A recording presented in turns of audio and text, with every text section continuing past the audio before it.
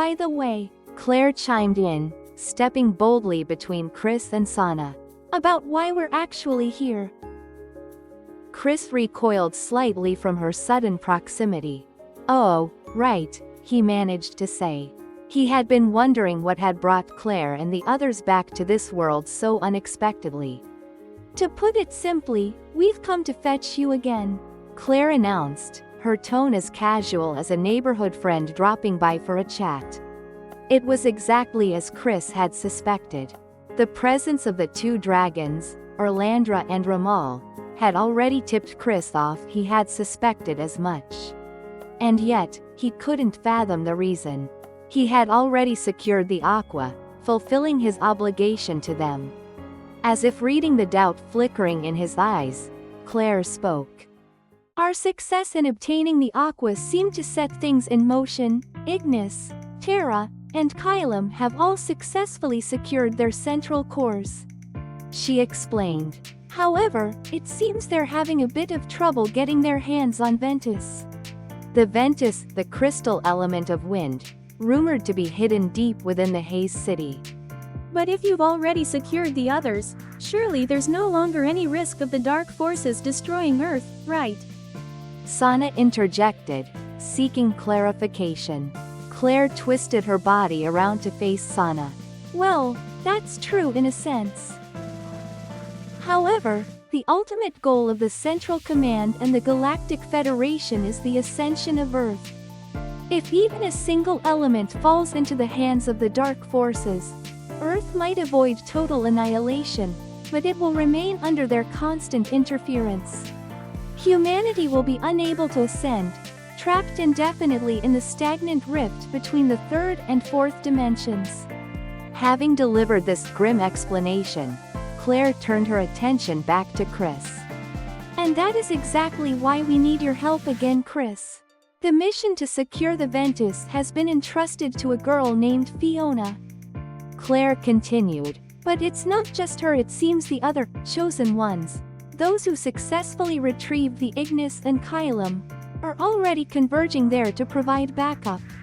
If other chosen ones, warriors who had already proven themselves by securing crystal elements. Elements were already rallying to the cause, surely they were more than capable on their own. Chris found himself wondering why his presence was even necessary.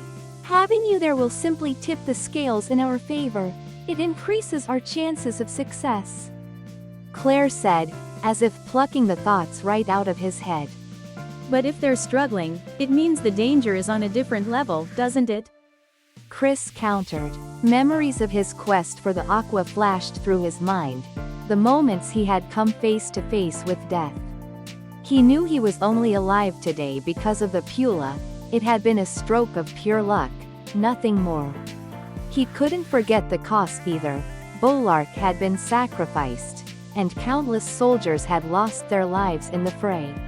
Although his time at the subterranean school had granted him some mastery over martial arts and sorcery, the thought of facing the dark forces again left him with a lingering, cold knot of dread in his chest.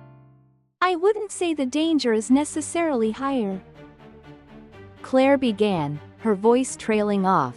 She paused, then added. Well, I suppose there might be some degree of risk involved. Her answer was frustratingly vague. To Chris, however, that very ambiguity was a confirmation. It meant that, as he had feared, danger was an absolute certainty. But you feel like you should go, don't you? Sana said, moving closer to his side. Her intuition was spot on. If gathering the crystal elements was truly the only way to break free from the dark forces, to end war and poverty and allow humanity to live in lasting peace, and if his strength was required for that cause, then he couldn't simply turn his back on it. Yet, as was always the case, it was all happening too fast. He felt the weight of the mission pressing down on him, his heart struggling to find its footing before being swept away once again. I assume we're leaving right this second, aren't we? Chris asked, though he knew even as the words left his mouth that it was a pointless question. No matter how long they might be stranded in that other world, time in their own reality would barely tick forward at all. Once the decision to go was made, Chris's own schedule or convenience held no weight whatsoever. Yes. Claire replied with a nod, as if any other answer was unthinkable. Chris turned his gaze toward Sana. Sensing the silent resolve taking shape within him, she looked him straight in the eyes and gave a firm nod of her own. Then, her voice echoed directly into his mind through her thoughts. Of course, I'm coming with you. Chris nodded back in silent agreement. However, before they departed, there was one matter Chris was determined to settle. The case of Ms. Tagawa.